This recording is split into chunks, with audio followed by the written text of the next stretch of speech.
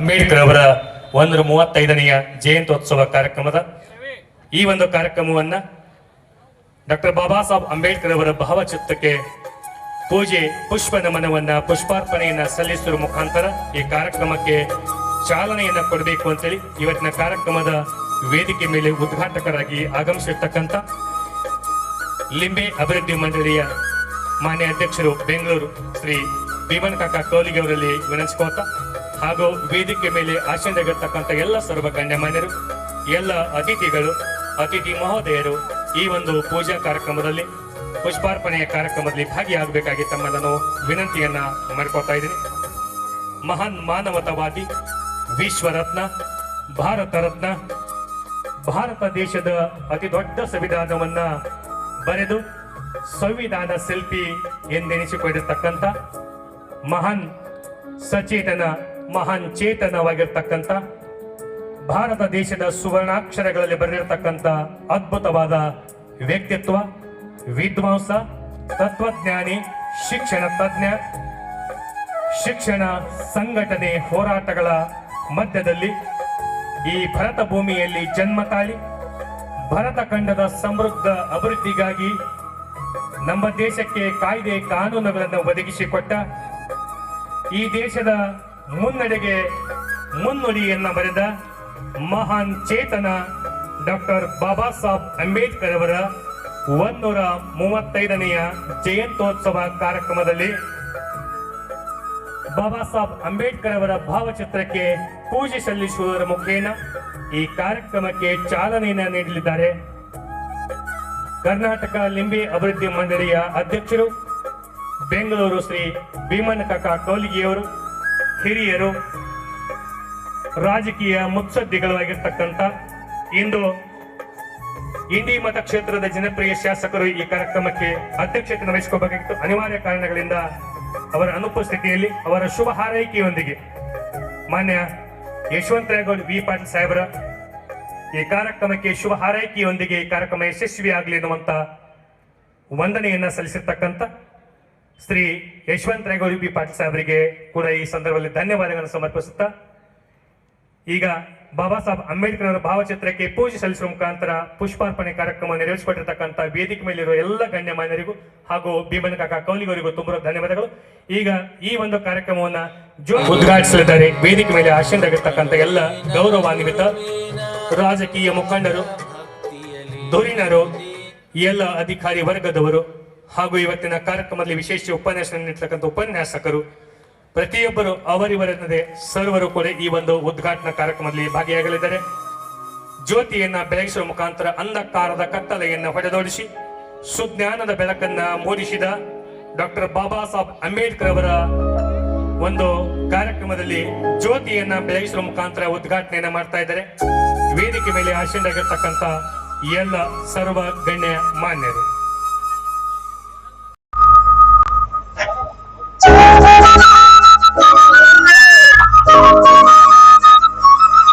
ಒಂದು ಸೂಚನೆ, ದಯವಿಟ್ಟು ಇಲ್ಲಿ ಚೇರ್ಗಳು ಖಾಲಿ ಇದ್ದಾವೆ, ಅಲ್ಲಿ ಕೂತಿರ್ತಕ್ಕಂಥ ದಯವಿಟ್ಟು ಮತ್ತೊಮ್ಮೆ ಹೆಸರು ಪ್ಲೀಸ್ ದಯವಿಟ್ಟು ವೇದಿಕೆ ಮುಂಭಾಗದಲ್ಲಿ ಬಂದು ಆಸೀನರಾಗಬೇಕಾಗಿ ವಿನಂತಿ, ತಮ್ಮಲ್ಲಿ ವಿನಂತಿಯನ್ನು ಮಾಡ್ಕೋತಾರೆ.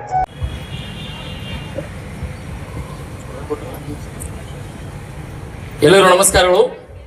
ತಾವು ದಯವಿಟ್ಟು ಬಲಗೈಯನ್ನು ಮುಂದೆ ಮಾಡಬೇಕು. ಭಾರತ ಸಂವಿಧಾನದ ಪ್ರಸ್ತಾವನೆ. ಭಾರತದ ಜನಗಳಾದ ನಾವು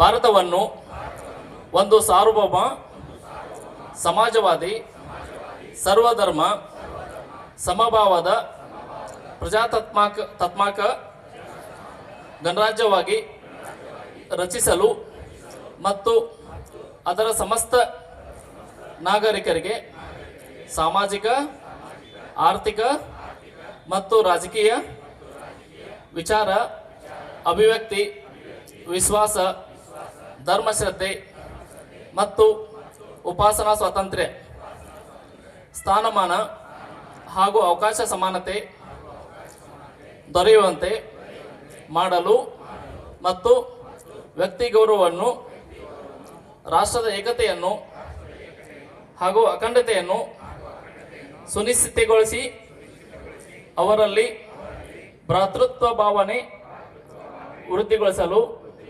ಶ್ರದ್ಧಾಪೂರ್ವಕ ಸಂಕಲ್ಪ ಮಾಡಿದವರಾಗಿ ನಮ್ಮ ಸಂವಿಧಾನ ಸಭೆಯಲ್ಲಿ 1949ನೇ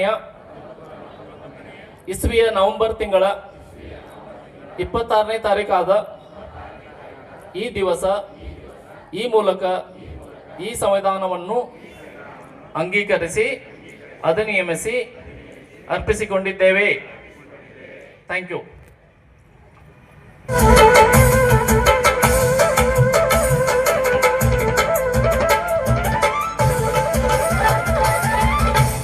ಜಯ ಭೀಮಾ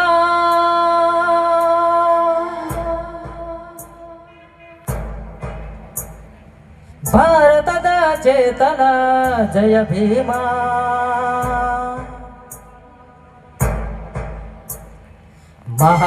ಮಹಾಮಾನವತಾವಾದಿ ಈ ವಿಶ್ವ ಮಾನವ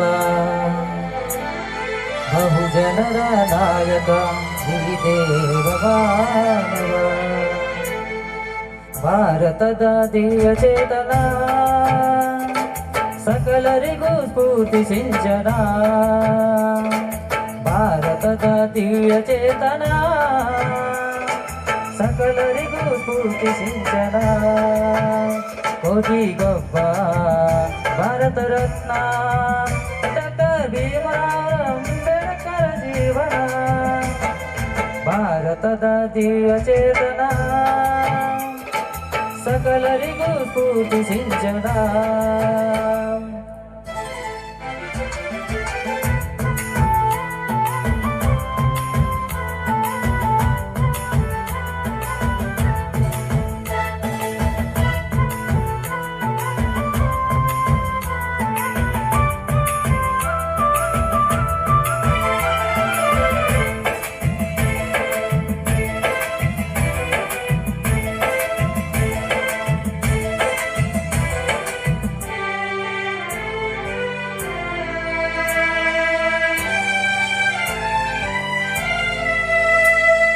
ಜ್ಞಾನದ ಈ ಜ್ಯೋತಿಗೆ ವಿಶ್ವವೇ ತಲೆದಾಗಿದೆ ಕ್ರಾಂತಿಯ ಈ ಜ್ಯೋತಿಗೆ ವಿಶ್ವವೇ ತಲೆಬಾಗಿದೆ ಶೋಷಣೆಗೊಳಗಾದ ಜನಗಳ ನೋವಿನ ಧ್ವನಿಯಾಗಿ ಮಿಡಿದರು ಕ್ರಾಂತಿ ಧರ್ಮದ ಈ ಕೋಟೆಯ ಒಡೆಯಲು ಗುಡುಗಂತೆ ಸಿಡಿದರು ಚಿರನೂತನ ಈ ಭೀಮಘೋಷಣ ಚಿರಪಾಲನ ಹಾಡು ಭೀಮಗಾಯನ ಕೋಟಿಗೊಬ್ಬ ಭಾರತ ರತ್ನ ಡಾಕ್ಟರ್ ಅಂಬೇಡ್ಕರ್ ಭೀಮರಾವರ ಜೀವನ ಭಾರತದ ದಿವ್ಯ ಚೇತನ ಸಕಲರಿಗೂ ಸ್ಫೂರ್ತಿ ಸಿಂಚನ ಭಾರತದ ದಿವ್ಯ ಚೇತನ ಸಕಲರಿಗೂ ಸ್ಫೂರ್ತಿ ಸಿಂಚನ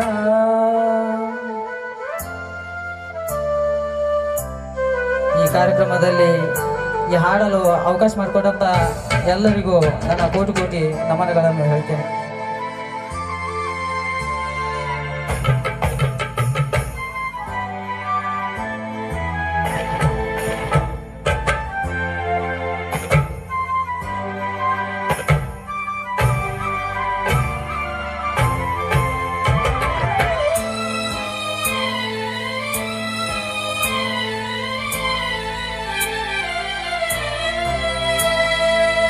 ಶಿಕ್ಷಣದ ಪ್ರೇರಣ ಈ ಬಾಳಿಗೆ ನಂದನ ನೀಡುತ್ತಲಿ ತನುಮನ ಬಾಳಗಲಿ ಚಂದನ ಶಿಕ್ಷಣ ಸಂಘಟನೆಯ ಬಾಳಿಗೆ ದಾರಿ ತೋರಿದ ಜನನಾಯಕ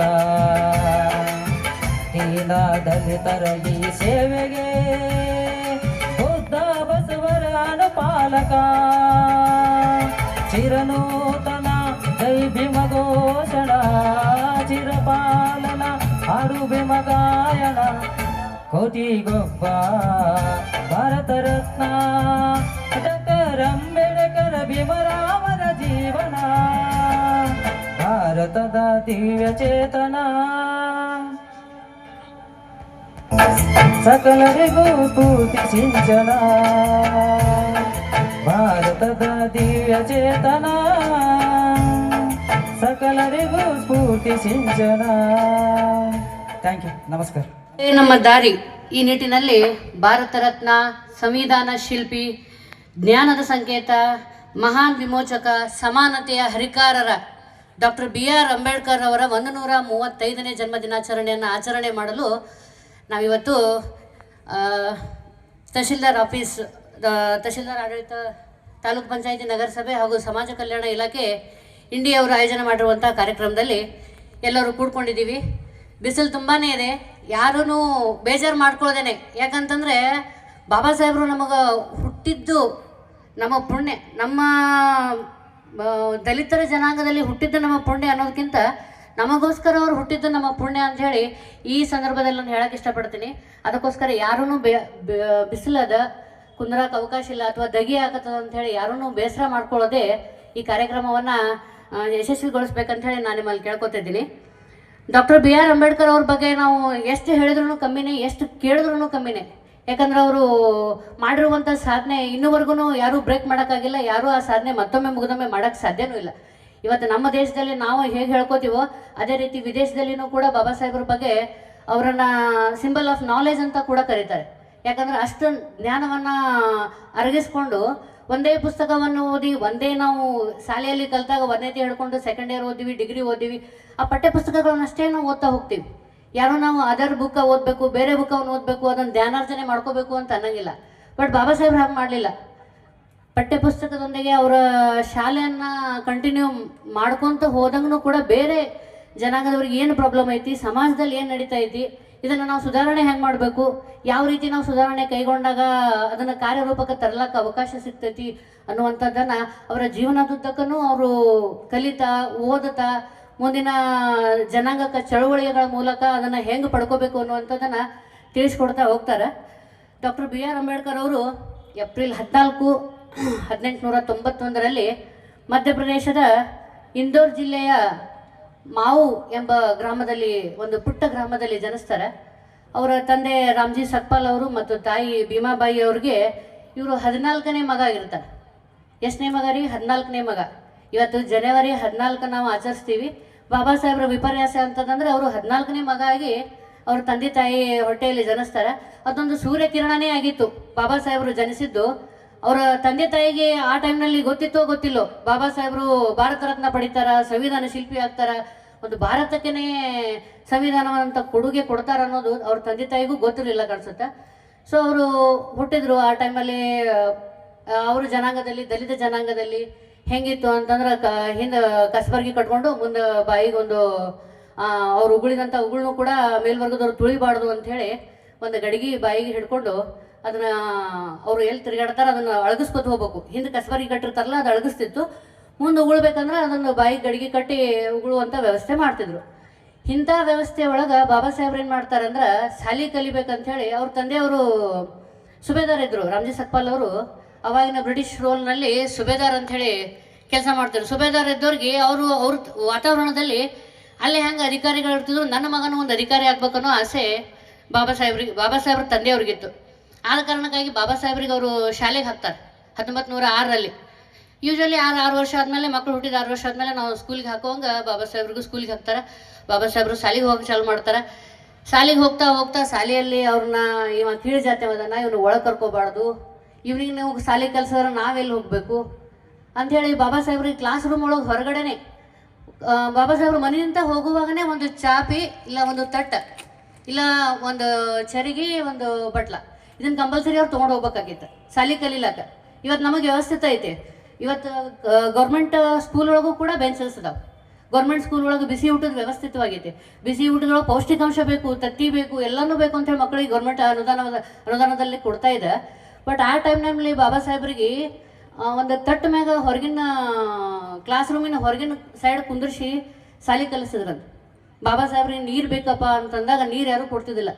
ಬಾಬಾ ಸಾಹೇಬರು ಕಲಿಯುತ್ತಿರುವಂಥ ಶಾಲೆ ಒಳಗೆ ಒಬ್ಬ ಜವಾನ್ ಇರ್ತಾನಲ್ಲ, ಜವಾನ ಎತ್ತಿ ನೀರು ಹಾಕಿದಾಗ ಮಾತ್ರ ಬಾಬಾ ಸಾಹೇಬ್ರು ನೀರು ಕುಡಿಬೇಕು. ಅದರ್ವೈಸ್ ಅವ್ರು ನೀರಿಲ್ಲ. ಅವತ್ತು ಜವಾನ್ ಶೂಟಿ ಮಾಡಿದ್ರೆ ಅವ್ರಿಗೆ ನೀರೇ ಇಲ್ಲ. ಬಾಬಾ ಸಾಹೇಬ್ರು ಹಾಗೆ ಬರಬೇಕಾಗಿತ್ತು. ಈ ರೀತಿ ಶಾಲಾ ವ್ಯವಸ್ಥೆ, ಜಾತ್ಯತೀತ ವ್ಯವಸ್ಥೆ ಒಳಗೆ ಬಾಬಾ ಸಾಹೇಬರು ಶಾಲೆ ಕಲ್ಕೊಂತ ಬಂದರು. ಶಾಲೆ ಕಲಿಸುವಾಗ ಬೋರ್ಡ್ ಮೇಲೆ ಒಬ್ಬ ಶಿಕ್ಷಕ ಇದು ಬರೆದಿರ್ತಾರೆ, ಮ್ಯಾಥ್ಸ್ ಅಂದ್ರೆ ಗಣಿತ ಸಬ್ಜೆಕ್ಟ್ದು. ಅದನ್ನು ಬಿಡಿಸೋರು ಯಾರದಿರಿ ಅಂದಾಗ ಬಾಬಾ ಸಾಹೇಬರು ನಾನು ಬಿಡಿಸ್ತೀನಿ, ನಾನು ಕೆಪೇಬಲ್ ಅದೀನಿ, ನಾನು ಅದನ್ನು ಬಿಡಿಸ್ಬಲ್ಲೆ, ನಾನು ಬಿಡಿಸ್ತೀನಿ ಸರ್ ಅಂತೇಳಿ ಹೇಳಿದಾಗ ಬಾಬಾ ಸಾಹೇಬ್ರು ಹೇಳಿದಾಗ ಹೆಂಗೋ ನೀ ಹೆಂಗೆ ಬಿಡಿಸ್ತೀವಿ ಅಂದಾಗ ಉಳ್ಕೋದ್ರೆಲ್ಲ ಸರ್ ಅವ ಕೀಳು ಜಾತಿ ಅದನ್ನ ಅವ ಬೋರ್ಡ್ ಮುಟ್ಟಿದ್ರೆ ನಾವು ಕ್ಲಾಸ್ನಾಗ ಕೊಡಲ್ಲ. ಯಾಕಂದ್ರೆ ಬೋರ್ಡ್ ಹಿಂದೆ ನಮ್ಮ ಟಿಫಿನ್ ಬಾಕ್ಸ್ ಅದಾವ. ಬೋರ್ಡ್ ಮುಟ್ಟಿದ್ರೆ ಟಿಫಿನ್ ಬಾಕ್ಸ್ ಎಲ್ಲ ಮೈಲಿಗೆ ಆಗ್ತೈತಿ. ಸೊ ನಾವು ಹೆಂಗೆ ಬೋರ್ಡ್ ಮುಟ್ಟೋಣ, ಅದಕ್ಕೆ ಅವ್ರು ಬೋರ್ಡ್ ಮುಟ್ಟಿದ್ರೆ ನಾವು ಟಿಫಿನ್ ಬಾಕ್ಸ್ ಇದು ಮಾಡೋಂಗಿಲ್ಲ. ಅದಕ್ಕೆ ಅವನು ಒಬ್ಬ ಸ್ಟೂಡೆಂಟ್ ಅದಾನ, ಅವನು ಬಿಡಿಸ್ಲಿಲ್ಲ, ಅವ್ನ ನಾಲೆಜ್ ನೋಡೋಣ ಅಂಥೇಳಿ ಆಯ್ತು ನೀ ಬಾ ಬಿಡಿಸ್ ಅಂದಾಗ ಬಾಬಾ ಸಾಹೇಬ್ರು ಒಂದು ಚಾಕ್ ಪೀಸ್ ತೊಗೊಂಡು ಆ ಗಣಿತದ ಪ್ರಾಬ್ಲಮ್ ಏನಿರ್ತದೆ ಸಾಲ್ವ್ ಮಾಡಿದಾಗ ಅದನ್ನು ಬಿಡಿಸಿ ಬರೆದ ನಂತರ ಚಾಕ್ ಪೀಸು ಅಲ್ಲಿ ಶಿಕ್ಷಕ ಬ್ರಾಹ್ಮಿಣ್ಸ್ ಇದ್ರಂತ. ಅವ್ರು ಹಿಂಗೆ ಚಾಕ್ ಪೀಸ್ ಹಿಂಗೆ ಮ್ಯಾಗಿನ ಒಗೆದ್ರೆ ಅವ್ರು ಕೆಳಗೆ ಹಿಂಗೆ ತೊಗೋತಿದ್ರಂತ. ಯಾರು ಶಿಕ್ಷಕರು ಬಿಡಿಸ್ ಅಂತೇಳಿ ಕೊಟ್ಟವರು ಶಿಕ್ಷಕರು. ದಾರಿದೀಪ ಯಾರಿಗೆ? ಬಾಬಾ ಸಾಹೇಬ್ರು ಕಲಿಬೇಕು ಯಾರಿಂದ? ಶಿಕ್ಷಕರಿಂದ. ಅವರೇ ಕುಂತು ಹಂಗೆ ಒಗದ್ರಂತ. ಯಾಕೆ ಈ ವ್ಯವಸ್ಥೆ ಹಿಂಗದ? ಬಾಬಾ ಸಾಹೇಬ್ರು ಸಣ್ಣವ್ರು 6-7 ವರ್ಷದ ಮಗ. ಅಂಥ ಟೈಮ್ನಾಗ ಅವ್ರು ಹೆಂಗೆ ತಿಳ್ಕೊಬೇಕು ಏನಾಗೈತಿ, ಏನು ಬಿಡ್ತೈತಿ, ಹೊರಗೆ ಏನೈತಿ ವ್ಯವಸ್ಥೆ ಅಂತ ಗೊತ್ತಿರಂಗಿಲ್ಲ. ಇವತ್ತು ನಾವು ನಮ್ಮ ಮಕ್ಕಳನ್ನ ಕರ್ಕೊಂಬರ್ತೀವಿ, ಇದು ಅಂಗಡಿ ಅದಪ್ಪ, ಇದು ಶಾಲೆ ಅದಪ್ಪ, ಇಲ್ಲಿ ಶಾಲೆ ಕಲಿಬೇಕು, ಇಲ್ಲಿಂದ ಮನೆಗೆ ಬರ್ಬೇಕಂದಂಗೆ ಅವ್ರಿಗೂ ಹಂಗೆ ಬೋಧನೆ ಇತ್ತು. ಅವ್ರು ಹಾಗೆ ಹೊಂಟಿದ್ರು. ಅಲ್ಲಿಂದ ಶಿಕ್ಷಕರು ಹಂಗೆ ಮಾಡಿದ ಹುಡುಗರು ಹೋಗಿ ಬಡ ಹೋಗಿ ಬೋರ್ಡ್ ಹಿಂದ್ಗಡೆ ಟಿಫಿನ್ ಬಾಕ್ಸ್ ಎಲ್ಲ ತೊಗೊಂಬಂದ್ಬಿಟ್ರದು. ಮೈಲಿಗೆ ಆಗ್ತೈತಿ, ನಮಗೆ ತಿನ್ನಕ್ಕಾಗಂಗಿಲ್ಲ, ಮೈಲಿಗೆ ಆಗ್ತೈತೆ ಅಂತೇಳಿ. ಈ ವ್ಯವಸ್ಥೆ ಹಿಂಗೆ ಹೋಗ್ತಾ ಬಾಬಾ ಸಾಹೇಬ್ರು ಒಂದಿನ ಕಟಿಂಗ್ ಅಂಗಡಿಗೆ ಹೋಗಿ ನಾನು ಸ್ಟೈಲಾಗಿ ಕಟಿಂಗ್ ಮಾಡಿಸ್ಕೋಬೇಕು ಅಕ್ಕ, ನಡಿ ಕಟಿಂಗ್ ಅಂಗಡಿಗೆ ಹೋಗೋಣ ಅಂತಂದ್ರಂತ. ಅದಕ್ಕೆ ಕಟಿಂಗ್ ಅಂಗಡಿಗೆ ನಾವೆಲ್ಲ ಹೋಗಕ್ಕೆ ಬರಂಗಿಲ್ಲಪ್ಪ, ನಾವೆಲ್ಲ ಅಸ್ಪೃಶ್ಯರು ಅಂಥೇಳಿ ಅವ್ರ ಅಕ್ಕ ಹೇಳಿದ್ರಂತ. ಅಸ್ಪೃಶ್ಯರು ಅಂದ್ರೆ ಏನಕ್ಕ? ನಮಗಷ್ಟೇ ಯಾಕೆ ಅಸ್ಪೃಶ್ಯರು ಅಂತಾರ? ಬೇರೆ ಜಾತಿಯವರು, ಬೇರೆ ಜಾತಿ ಅನ್ನೋದೇ ಗೊತ್ತಿದ್ದಿಲ್ಲ ಅವಾಗ ಬಾಬಾ ಸಾಹೇಬ್ರಿಗೆ ಸಣ್ಣ ಮಗ. ಬೇರೆ ಜಾತಿಯವ್ರು ಯಾಕೆ ಅಲ್ಲಿ ಶಾಲೆಗೆ ಹೋಗ್ತಾರಲ್ಲ, ಅವ್ರು ಹೋಗ್ತಾರೆ ಇವ್ರು ಹೋಗ್ತಾರೆ, ನಮಗೆ ಯಾಕಿಲ್ಲ ಅವಕಾಶ? ನಾನು ಸ್ಟೈಲಾಗಿ ಕಟಿಂಗ್ ಮಾಡ್ಕೋತೀನಿ ಅಂದ್ರೆ ಬಾಬಾ ಸಾಹೇಬ್ರ ಅಕ್ಕ ಹೇಳ್ತಾರಂತ, ದನ ಕರುಗಳು ಕೂದಲ